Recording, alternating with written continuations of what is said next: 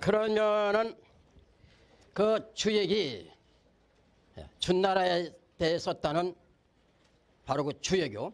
우리가 공부하는 주역. 이제 주역만 가지고 얘기가 되어야겠네요. 주역이 어느 때에 누구의 손으로 완성이 되고 또 누가 해설전을 붙이게 했느냐 하는 걸 간단히 말씀드리면요. 먼저 그 시대적 배경을 말하지 않았습니다요. 바로 그 시대라는 것은 은나라가 망하고 준나라가 흥하고 할 때입니다. 은나라 망할 때에 은나라를 망친 임금이 주라하는 임금이었습니다. 폭군이죠. 주라하는 그 폭군이 폭정을 하는데 사람 죽이기를 일삼고 주지육림에 놀아나고 그래서 백성은 모두 도탄에 빠졌습니다. 그때 주의 삼촌 중에 비간이라 하는 성인이 있었는데 비간이가 그 조카 주에게 간하기를 임금은 백성을 위해서 오로지 정치만 잘해야 하는 것이다 하니까 그 말이 듣기 싫었던지 성인의 심장에는 7 구멍이 있다니까 좀 보자고 하면서 비간이를 죽이고 심장을 따게 봤다는 것입니다. 그래서 7공은 비간심이라 7 구멍공 7 구멍은 비간의 마음이다. 비간이 간이사다. 비간이가 그 조카 주한테 정치 좀 잘하라고 간하다 죽었다. 이런 말이 전해오죠. 주의 삼촌 중에 기자라 하는 성인이 또 있었는데 기자는 가만히 생각하니까 간하야 듣지도 않을 끼고 또 비간이와 같이 죽음을 당할 것이고 죽는 것이 서러운 게 아니라 도탄에 빠진 백성을 구해야 하고 또 내가 배운 걸 세상에 펴야 한다. 어떻게 되니? 살해야 한다 하고서 양광 거짓양 미칠광 거짓 바보인 치 미친 치 하면서 겨우 생명을 유지했습니다. 주의 서형 비자라 하는 이는 생각한데 기왕 나라는 망하는 것이고 신주나 보존해야겠다 하고서 신주를 훔쳐가지고 도망을 가서 송나라의 시조가 됐다는 것이죠. 그래 공자 말씀에 은유 3인원이라 비록 은나라 말기에 주가 폭정을 했지만은 그 당시에 셋 어진이가 있었다 했습니다. 셋 어진이라는 것은 지금 말하는 것 같이 기자, 비간, 미자죠. 그때 서쪽에 문왕이라 하는 성인이 계십니다. 서쪽에 제후로서 그 지방을 다스리죠. 주는 천자고요. 천자 밑에 제후가 있었던 거 아니겠어요? 그런데 문왕이 어질고 참 성인이다 하는 말을 듣고서 백성들이 모두 문왕한테로 모여들었습니다. 백성이 문왕한테 모여든 것을 시기해가지고 주는 문왕을 옥에다 가뒀습니다. 그 옥이 유리옥이라고 합니다. 유리옥에 갇혀있는 문왕은 그 옥 중에서 궤, 주역의 그 궤 64궤죠. 64궤의 궤사를 지었습니다. 즉 그 궤 하나하나를 풀이한 글을 붙인 것이죠. 그리고 백성들은 모두 문왕의 아들 무왕이라는 성인이 또 있었는데 그 무왕을 찾아가서 주를 베이고 도탄에 빠진 우리 백성을 구해 주십시오 하고서 애원을 했습니다. 무왕이 가만히 생각하니까 민심은 천심인데 백성들이 모두 와서 주를 베이자고 하는 것은 바로 하늘이 명하는 것이다 하고서 칼을 뽑아 들었습니다. 그때에 고주꾼이라 하는 사람의 2 아들이 있었는데 그 2 아들이 백이숙제라고 합니다. 백이숙제는 무왕의 말구비를 잡고 간했습니다. 이신벌군을 할 수 있느냐, 신하가 어찌 인군을 칠 수 있느냐, 이런 말이죠. 그 무왕이 하는 말이 인군이라 하는 것은 백성이 있고 그 백성을 다스리기 위해서 있는 건데 백성을 다스리는 게 아니라 백성을 못 살게 군한 인군. 그래서 백성이 다 떠나버리는데 혼자만 남았다. 그 어떻게 인군이 될 수 있느냐. 한 악한 지혜비에 지나지 않는다. 나는 그 악한 지혜비 주를 응징하는 것이다 하고서 백이숙제의 말을 듣지 않고 주를 베었습니다. 그리고 나라를 쳤죠. 그리고 준나라를 세웠습니다. 백이숙제는 의불식 주석이다. 의리가 준나라 녹을 먹을 수 없다. 대대로 은나라의 녹을 먹다가 지금에 와서 준나라 녹을 먹을 수 있느냐 하고서 수양산을 찾아가 채미사 켈체 고사리 미 고사리를 캐먹다 죽었다는 것이죠. 무왕은 주를 베이고 은나라를 치고 준나라를 세웠습니다. 준나라를 세운 뒤에 기자와는 주의 삼촌 은나라의 기자와는 원수지간이 아니겠어요. 그러나 성인들은 아무런 그 격이 없이 무왕이 기자를 찾아갔습니다. 기자를 찾아가서 정치하는 법을 물었어요. 그 기자도 역시 아무런 격이 없이 기왕 왕이 돼서 백성을 다스린다고 하는데 정치하는 법을 묻는데 그 대답 안 해줄 수 없는 것이죠. 그래서 정치하는 법 9가지를 가르쳐줬습니다. 그것이 아까 사회자가 말한 정치학설이라고 하는 서경 속에 있는 홍범구주라고 하는 것입니다. 넓으롱 법범 널리 세상에 펼쳐져야 할 규범이 되는 9구짝주 9가지 범주다 이런 말이죠. 홍범구주의 9가지 정치하는 법을 기자가 무왕한테 가르치고 무왕은 기자한테 그걸 배우고 그러고서 무왕이 그 구주에 의해서 정치를 했다는 것이죠. 그렇게 해서 준나라가 서고 준나라의 무왕이 괴사짓고 주공이 효사를 지은 것이죠. 그 괴다 효다 하는 것을 또 좀 사차로 이제 나옵니다만은 우선 또 말씀을 드리면은 아까 말한 같이 천지인 삼의 원리에 의해서 공간이라는 건 위아래 중간이니까요. 그래서 하나의 괴를 그리고 보니까 삼획괴가 되네요. 1획, 2획, 3획. 이 삼획괴는 작게 이루었다고 해서 적을소, 이룰성, 소성괴라고 합니다. 그런데 이 소성괴가 이제 대성괴가 되고 삼획괴가 육획괴가 되고 8괴가 주역이 되는 것이죠.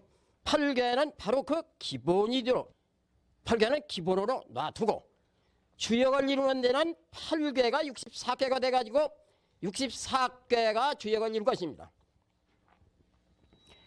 이 8괴가 64괴가 되는 데는 8괴가 8괴끼리 다 한 번씩 만나고 위로도 올라가 있다 아래로도 내려와 있다 이랍니다. 즉 하늘괴가 하늘괴끼리 만나기도 하고 또 아래 위가 바꿔 있기도 하고 땅괴가 땅괴끼리 만나기도 하고 못괴가 못괴끼리 불괴가 불괴끼리 우레괴가 우레괴끼리 바람괴가 바람괴끼리 물괴가 물괴끼리 산괴가 산괴끼리 자기네끼리도 한 번씩 만나고 또 한 번은 위에 있고 한 번은 아래에 있기도 하고 또 다른 꾀끼리 서로가 또 만납니다. 하늘꾀하고 못꾀하고가 만나고 못꾀가 위에 있기도 하고 또 못꾀가 아래에 있기도 하고 이렇게 해서 다 서로 만나다 보니까 88은 64로 그 합수가 64꾀가 되는 거 아니겠어요? 이렇게 해서 8꾀는 작게 이루었다는 소성꾀 64꾀는 크게 이루었다는 대성괴. 이 삼획괴가 삼획괴끼리 만나니까 3의 3월도 해서 6획이 되지. 이 8괴는 1획, 2획, 3획이라고 하지 효라고를 하지 않습니다. 이걸 놓고 어느 자리가 변하고 그게 변하면 어떻게 되고 하는 건 말을 안 했으니까요. 효라 하는 건 변하고 움직이고 그걸 말하는 겁니다. 여섯 획의 괴가 돼야 비로소 그 효 하나하나가 움직이는 데 대한 설명이 붙게 되는 것이니까요. 괴라 하는 것은 손수변, 제방변에 이 괴를 했습니다. 여기다 제방변을 해야죠. 손수. 그러나 이제 주역을 공부해 보시면 주역은 이렇게 했구나 하는 걸 아실 거예요. 손수를 빼버렸어요.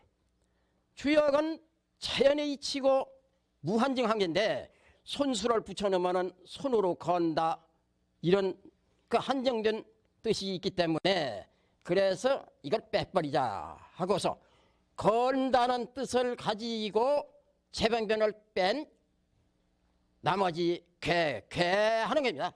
그저 괴 이름 괴. 결국 걸괴에서 왔으니까요. 또 효자는 그래 이제 괴괴하는 건 걸괴에 괴괴하는 거는 걸었다. 무엇을? 자연의 이치를 이 괴 속에 걸었다는 겁니다. 그래서 자연의 이치가 여기 걸려 있어 괴고, 효라 하는 것은 그 괴 속에, 이건 삼역견이게 말할 게 없습니다만은 기본이니까 여기에서 이제 확대돼 가지고서 설명을 하게 된 주역의 64개 거기를 이룬 여섯 획의 괴, 거기에는 음이 되든 양이 되든 그 작대기 하나하나를, 효 하나하나를 놓고서 이것이 발동을 하면은 어떻게 되고 이것이 발동을 하면 어떻게 되고, 이것은 바로 세상 만물이 발동하는 것이다. 잘못 발동하면 흉하고 잘 발동하면 길하고, 이걸 설명한 게요. 그래서 본받는다라고 했습니다. 본받을 효자에서 이 사규일교 하고서 여기다 등근홍문이나 힘력을 하죠. 거기서 요것만 당깁니다. 다 빼고 뭘 본받는다 이런 한정을 두지 아니하려고. 그래서 본받을 효자에서 요것만 뺀깁니다. 효하는 것이죠. 괴다, 효다. 이 괴는 삼역괴가 모여서 육역괴가 되고 64괴가 됐으니까 64괴의 괴사는 문왕이 지었죠. 이제 문왕이 지은 64괴 괴사. 괴사라는 건 말씀사, 괴를 설명한 말이다 이게죠.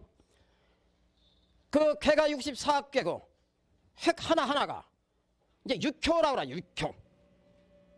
삼효는 없습니다. 삼획이지. 그러나 여섯 획이 되면 이제 육효라고 합니다.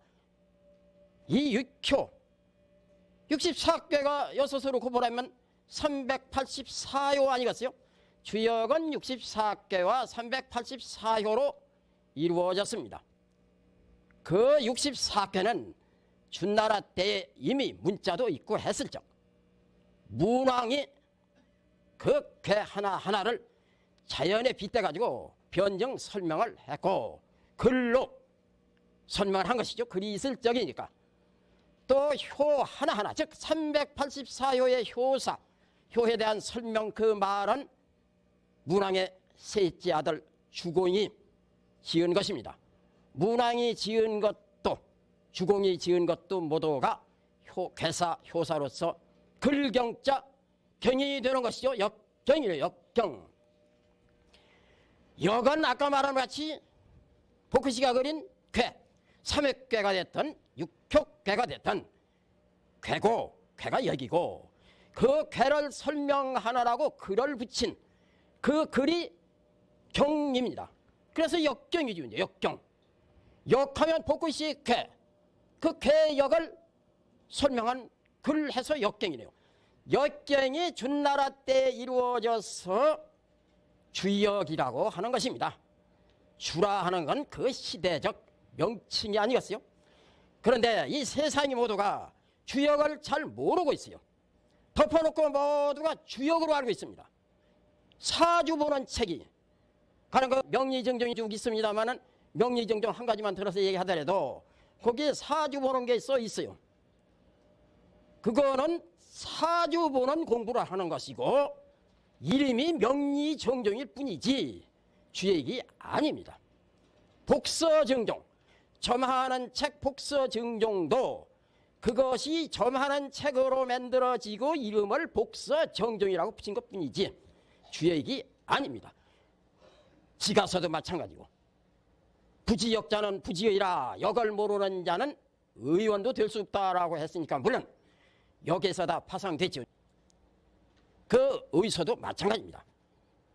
주역을 공부한 사람이 주역은 너무나 방대하고 어리기 때문에 거기서 깨달아 가지고 자기 나름대로 한 가지 글을 지어내다 보니까 그 책임, 그 책대로 이름이 붙고 그걸 공부해 가지고 어느 일부분을 가지고서 온 행수를 하든지 아는 말을 하든지 하게 되는 것입니다. 후천시대가 오는데 역을 바로왔다 하는 정역도 역시 김일보 선생이 주역에 통해 가지고 정역이라는 책을 지은 거 아니겠어요? 정역은 정역일 뿐이지 주역은 아닙니다.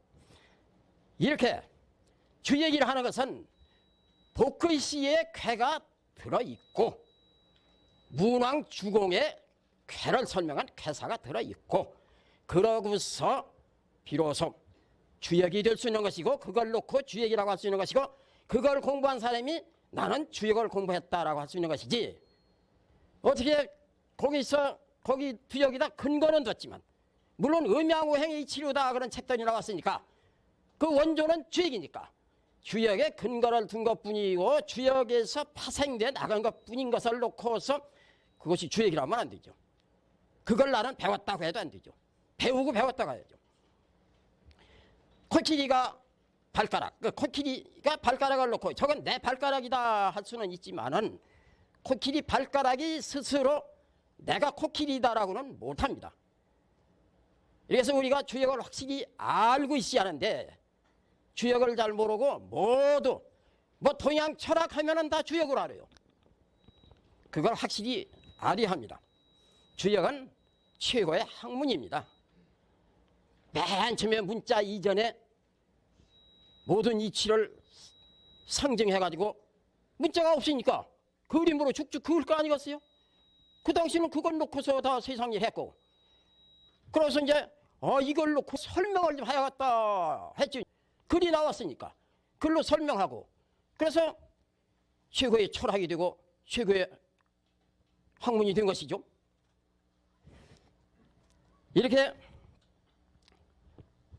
주역은 준나라 때 나와서 완전히 이루어져서 문왕이 쾌사짓고 주공이 효사지었으면 다 이루어졌지. 그 주역입니다. 그런데 철학이기 때문에 묘한 일이죠. 철학적 의미를 다분히 가지고 있네요. 두루주자는 주의입니다. 주의. 작게나 크게나 한 주의 아니겠어요? 상하사방의 공간적 주의입니다. 역은 바뀌는 거니까 시간이 바뀌죠. 시간적 변혁이네요. 그래서 공간과 시간 이게 주역입니다. 그런데 이 공간적으로나 시간적으로나 이 주역은 두루 다 바뀌는 것이다. 안 바뀌는 게 없이 다 두루 바뀐다. 아까 부력을 얘기했지만 그건 본체를 말하는 것이고 거기서도 바뀝니다. 본체는 본체고 그건 안 바뀌지만 거기서 변화를 또 이룹니다. 두루 바뀐다. 이렇게 놓고 보면은 우연히 준나라 때 이루어져서 시대의 명칭을 떠다 주역이라고 이름을 했건만은 주역은 철학적 의미를 다분히 내포하고 있네요. 공간, 시간을 다 가지고 있고 두루 바뀌는 뜻을 가지고 있고 그게 바로 주역입니다. 이 주역이 공자 때에 와서 공자가 삼천 제자를 거느리고 천하를 두루 돌아다니면서 도를 펴려고 했습니다. 그래서 도 불행이죠. 도를 펴지 못하고 돌아와서 산 시서 시경과 서경을 모두 깎아낼 걸 깎아내고 정리를 했습니다. 시경 서경이라는 책을 정리하고서 공자가 주역도 이와 같이 잘못된 부분이 있으면 깎아낼 것 깎아내고 정리해야겠다 하고서 딱 떠들고 놀랐다는 것입니다. 어디서 놀랐느냐? 대번에 하늘꾀가 나오고 하늘꾀를 문왕이 고는 하늘은 원코 형코 이코 정하니라. 원하고 형하고 이하고 정하다. 원덕 형덕 이덕 정덕이 있다. 원덕은 봄이 되고 형덕은 여름이 되고 이덕은 가을이 되고 정덕은 겨울이 되고 봄에는 낳고 생, 여름에는 크고 장, 가을에는 결실이 돼서 거두어들여 수, 거둘 수, 가을에는 수, 겨울에는 다 땅속에 깊이 감추는 장 해서 생장수장. 이것이 바로 하늘의 이치다. 이렇게 딱 맞게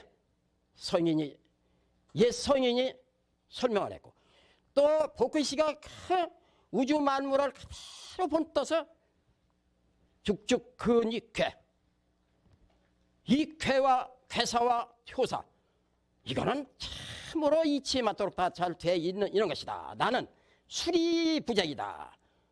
후세 사람들이 주역을 알기 쉽게 전술은 할지언정, 해설을 해서 전술은 할지언정 창작은 못한다. 논어에 있는 말이죠. 수리부작이다. 그래서 후세 사람들이 알기 쉽게 하나라고 해설전을 붙인 것이 10가지입니다. 12기죠. 12. 날개 익자. 날개는 둘만 돼도 나르는데 열을 붙인 거는 불경에서도 시방 3세라고 그러죠. 상하 8방 하면 시방 아니겠어요?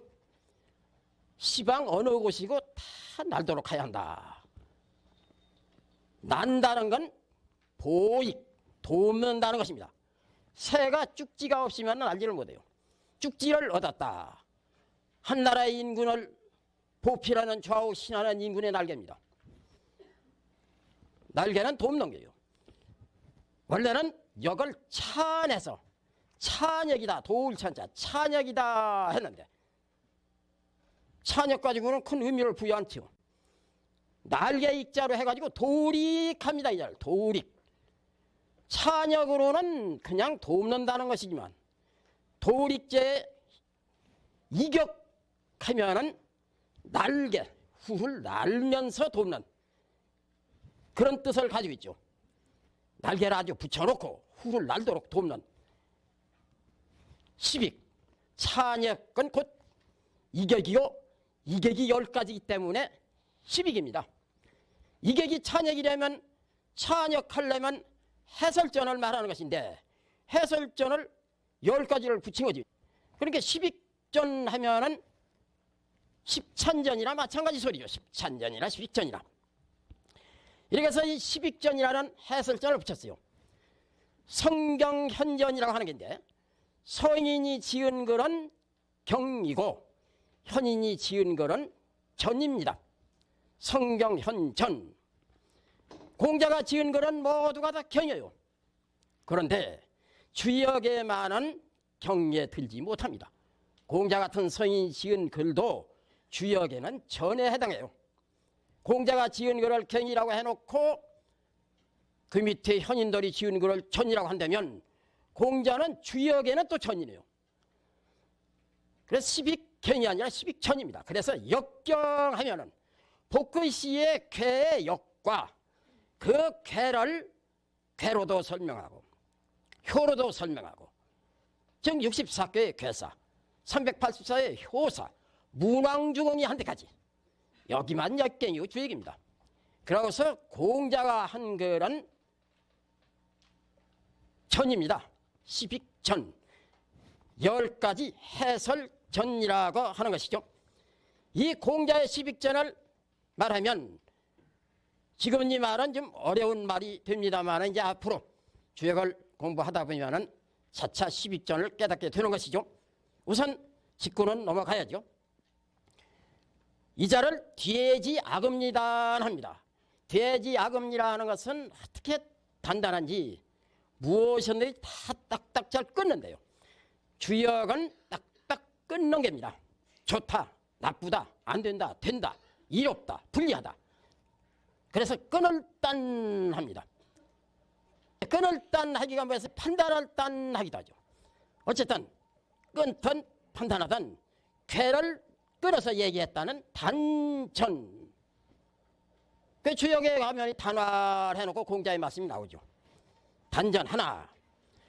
이 쾌의 상 64쾌가 된 6호의 쾌 상을 보고서 설명을 한 해설전을 한 상전이 있습니다.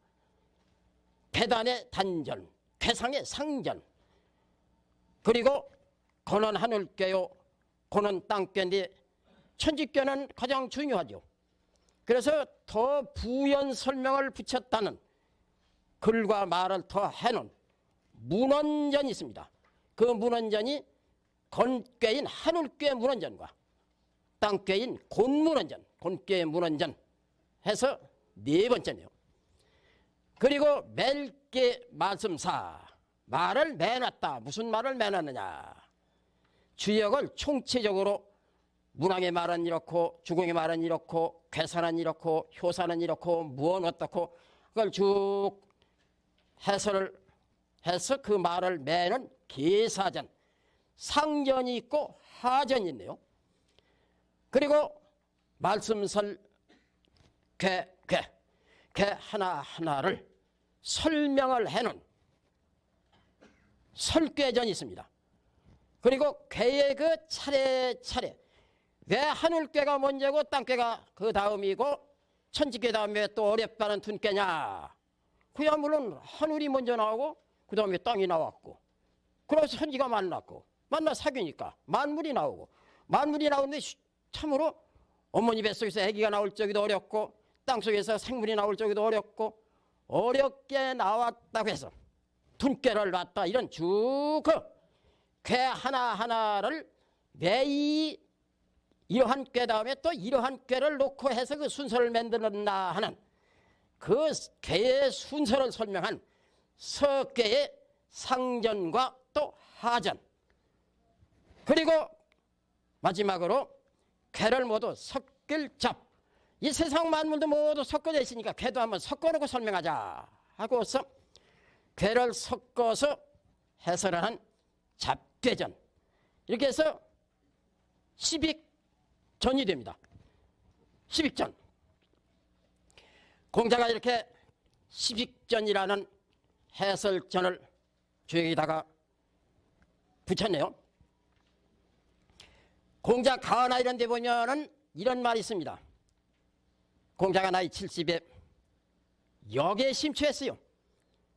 그 공자 만리 흐역하야 늦일만 늦게 늙어서 이 말이죠. 기쁘리 바꾸력 역을 주역을 기뻐해서 위편 3절이라 가죽의 엮을편 가죽끈으로 엮은 주역을 3번을 3편을 절했다. 끊을 절자 이렇게 주역을 공부했다. 이런 말이 있습니다. 우편 3절. 그게 무슨 말이냐 하면은 지금은 종이가 있지만 옛날에는 종이가 없었기 때문에 대나무를 짜게 해놓고 거기다 글씨를 썼습니다. 대나무를 짜게 해놓고 글씨를 쭉 쓴 것을 무엇로 엮었느냐면 그냥 실이나 이런 걸로 엮으면 바로 끊어지니까 질긴 가죽끈으로 엮었죠. 가죽끈으로 쭉 엮고서 이놈을 이렇게 이제 마릅니다. 두루마리죠. 그것이 1권이에요. 이 책을 놓고 1권, 2권 하는 것이 어디서 나왔느냐 하면은 옛날에 간책, 그 대나무 짝에 놓고 글씨를 쓰고 그걸 엮어서 두루마리로 말아놓은 걸 1권, 2권 합니다. 그 권편을 공자가 펴놓고 보고 또 말아놓고 또 피고 말고 하다 보니까 위편이 3절이 된 거죠. 끈으로 가죽 끈으로 엮은 주역이 3벌까지 떨어진 것입니다. 공자가 이렇게 위편 3절을 한 거는 까닭이 있는 것이죠. 공자는 50에 지천명이라고 당신이 말씀했는데 나는 50 나이에 아예 1000명을 한다. 60에 이순, 60 나이에는 귀로 뭔 말이 들어오든지 그저 그냥 순하게 잘 납득이 되고 확 통한다. 70에는 종심소욕, 내 마음에 하고자 하는 말을 내가 다 이룰 수 있고 따를 수 있고 다 할 수 있다. 그러나 불유구 법도에는 넘지 않는다. 이렇게 말씀했죠. 이렇게 50에 1000명을 한다고 하고 생이지지한 성인이 주역을 몰라서 우편삼자했겠느냐, 이런 말입니다. 공자가 주역을 우편삼자라고 한 것은 주역에서 뭘 알아냈냐 하면 후천시대가 오는 것을 알았습니다. 후천시대가 되면은 천하가 다 세계가 하나가 된다. 내가 이 좁은 땅 중원에 도를 펴려고 하느니 후천시대 세계가 하나 되는 때에 전 세계에 내 도를 펴야겠다. 그것은 서경이나 시경 가지고 안 되고 주역이라 된다. 이렇게 생각하고서 어떻게 하면 주역에다 이 후천시대에 펼쳐질 내 이 사상과 경륜을 담을까 하는 걸 연구하기 위해서 폈다 말았다 하다 보니 우편삼절이 된 것입니다. 그래서 주역은 공자의 비결책이라고 하는 거 아니겠어요? 후천시대에 전 세계에 펼쳐질 공자의 도덕, 경륜, 사상이 담겨 있는 것이죠. 그래서 주역을 공부하여 공자의 사상을 합니다. 유학자니 뭐니 하고서 주역 모르면은 공자 사상을 깊이 모르는 겁니다. 공자 사상을 알려면은 주역을 공부하여 아는 것이죠. 이렇게 공자는 주역에다가 후천 시대에 가서 전 세계에 펼쳐질 그런 도덕 경륜 사상을 담아서 주역을 집대성한 것입니다. 논어에 보면은 공자가 뭐라고 말씀했냐면 가수년하야 70세 되는 해에 말씀했어요. 내가 이제 늙어서 얼마 안 가면 죽는데 좀 가수년 더 할까 나에게 수년 몇 살이라도 좀 더 살게 해서 50이 하객이면 50을 놓고서 역을 배우면 가이무 대과라 가 있어 큰 허물은 없을 것이다. 대과죠. 큰 허물. 그런데 그게 무슨 말이냐 하면은 선비들이 논하는 읽어도 이게 무슨 말이야 하고 잘 모르고 넘어갑니다. 주역을 공부해 그걸 알아요. 대과괴라 하는 괴가 있어요. 큰 대자 허물 같자 말로도 큰 허물은 없다 되지요. 그런데 주역에 대과괴가 있습니다. 대과괴가 오늘날 시대를 얘기했어요. 소광절이 황극경세도라는 게 있는데 어느 때에 세상이 생겨가지고 어느 때에서 멸망이 오고 어느 때까지 이런 어떠한 변화가 이루고 이걸 쭉 괴로 해놓겠습니다. 지금 대과괴에 왔어요. 또 주역을 상경, 하경으로 나누어 역하는데 상경은 선천에 해당하고 하경은 후천에 해당합니다. 상경, 선천에 해당하는 괴가 30괴인데 하늘괴, 땅괴를 맨 먼저 놓고 끄트머리 가서는 불괴, 물괴를 놨습니다. 천지는 수화를 작용에 의해서 하늘과 땅은 수화가 아니면 아무 일도 못합니다. 물과 불로서 모든 생물을 생하게 하고 크게 하고 다 변화를 이루게 합니다.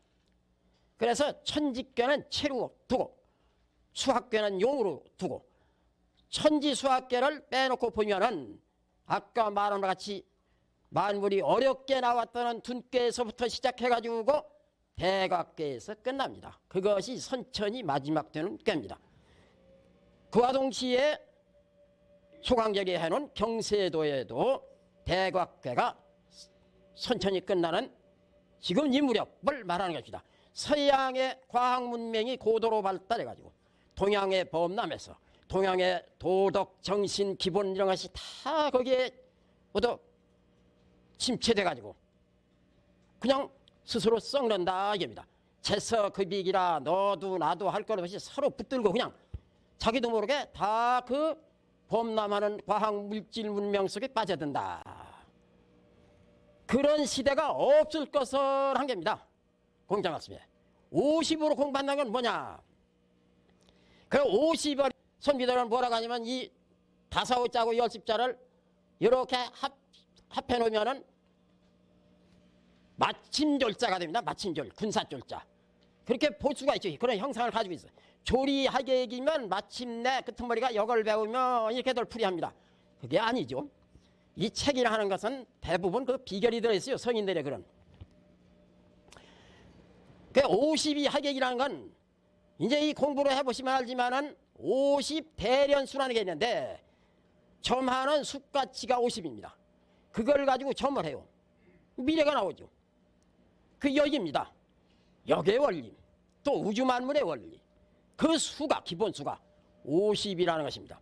그러한 50대련수를 놓고 공부를 하면은 거기에 통하고, 그래서 공자 당신이 내가 지금 아는 거에 몇 배를 더 잘 알아가지고서 대과의 시대를 완전 방비하는 게 거기가 좀 아쉽다, 이런 말입니다. 가수년하야 내게 두 해를 더해서 52하객이면 그 50으로 이걸 공부하면, 배우면 거의 무대거나 거의 큰 허물이 없을 것이다. 대과의 시대가 없을 것이다. 공자가 문왕과 주공을 뵙지는 않았지만 세대 차이가 많이 있으니까요, 참으로 스승으로 높였어요. 왜 그랬냐 하면, 물론 복귀 시간에 궤를 그렸죠. 가까운 대에 와가지고 문왕이 궤사를 짓고 주공이 호사를 지음을 해서 주역이 이루어진 거 아니겠어요? 그래서 공자가 후천시대에 펼쳐질 그 조덕경륜, 이거를 주역에 담기가 참 쉽게 된 거죠.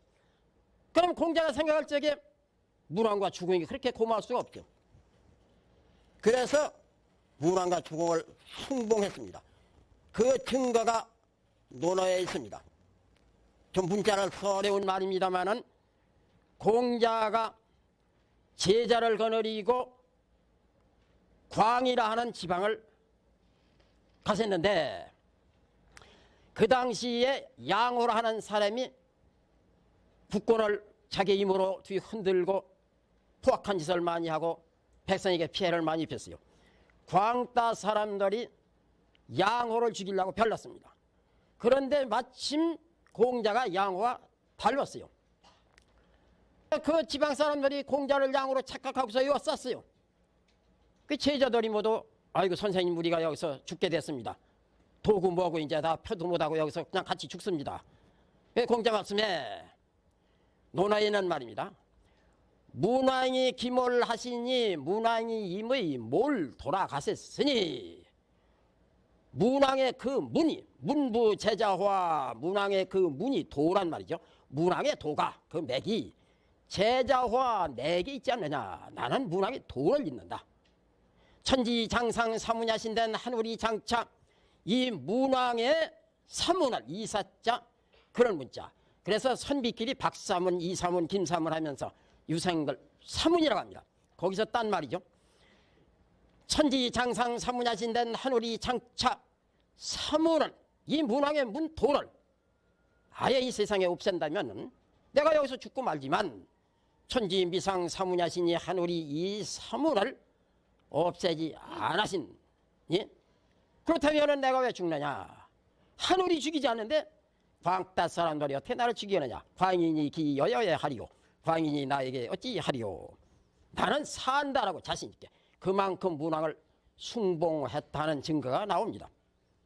그리고 또 한 가지, 주공을 숭봉한 것은 오쇠의라 몽불견 주공이라다. 내가 이제 참말로 쇠하는 겁니다. 그렇게 꿈에 보이던 주공이 잘 안 보이는구나.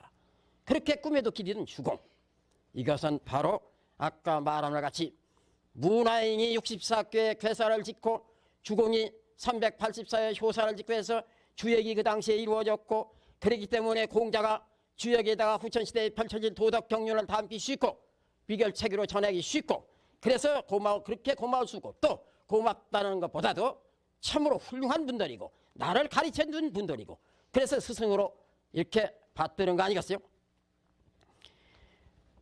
공자가 이렇게 심각한 말까지 했어요.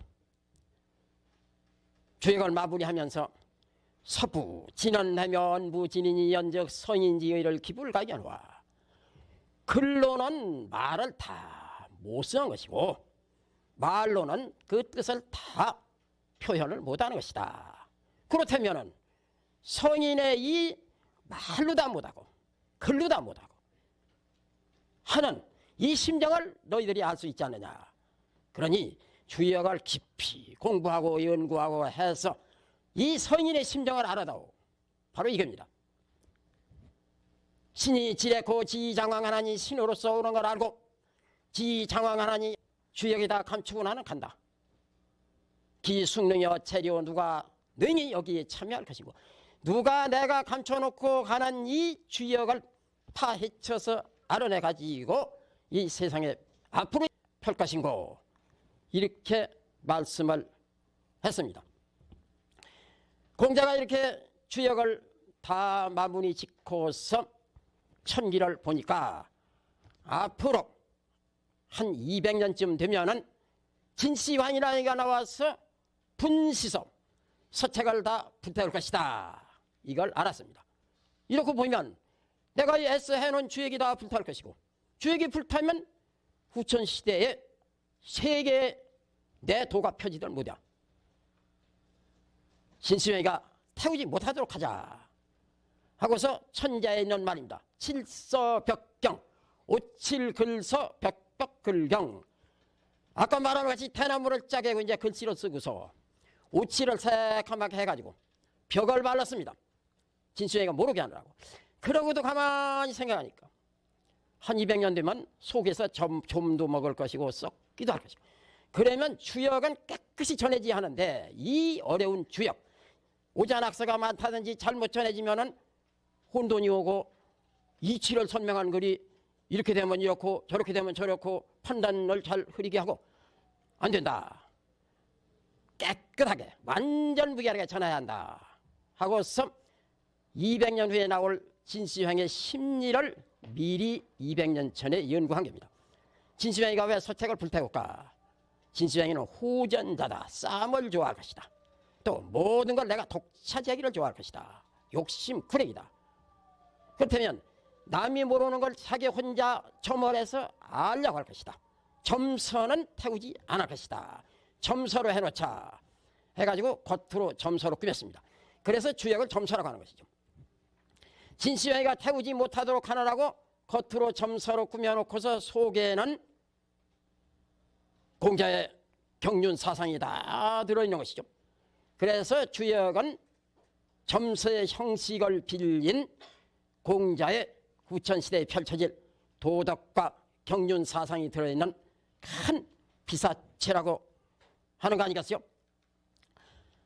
이렇게 공자가 신시황이가 태우지 못하도록 점서로 했는데 그 점서가 그러면 형식적으로 뭐 시적부적 해놓은 것이냐?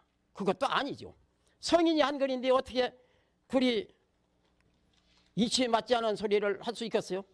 점서는 점서대로 이제 백발백중으로 맞도록 해놨죠.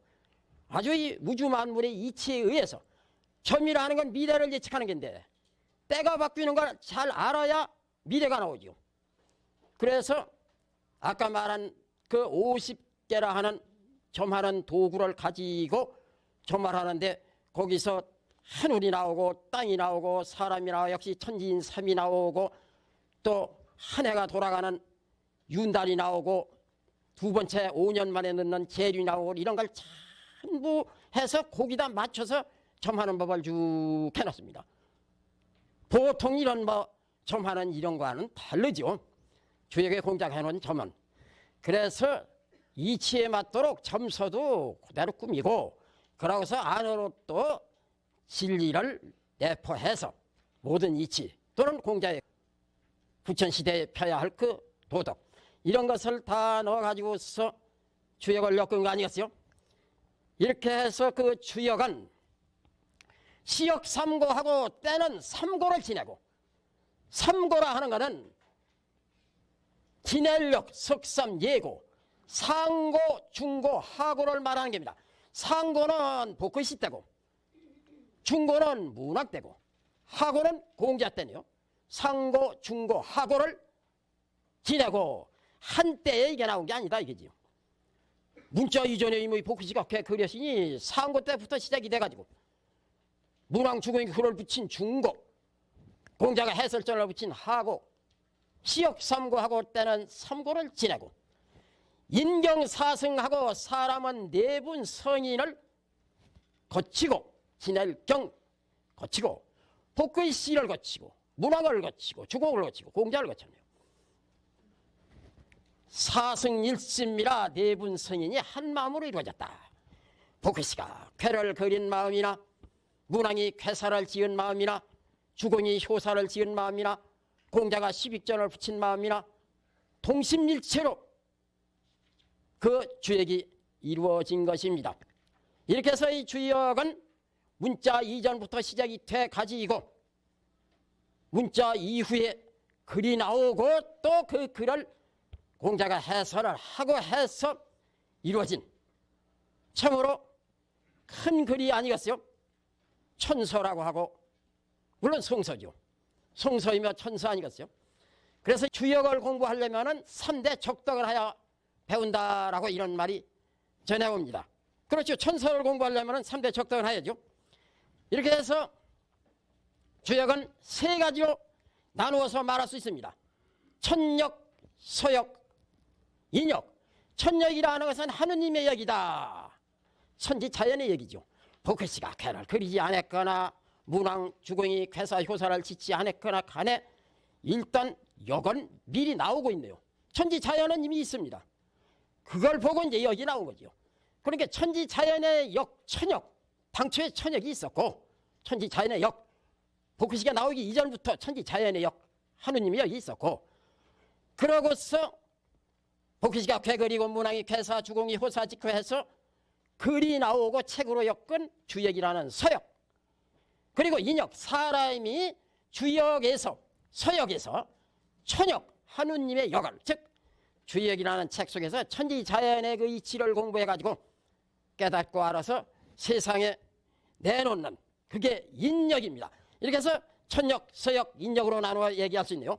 오늘은 이만 하겠습니다.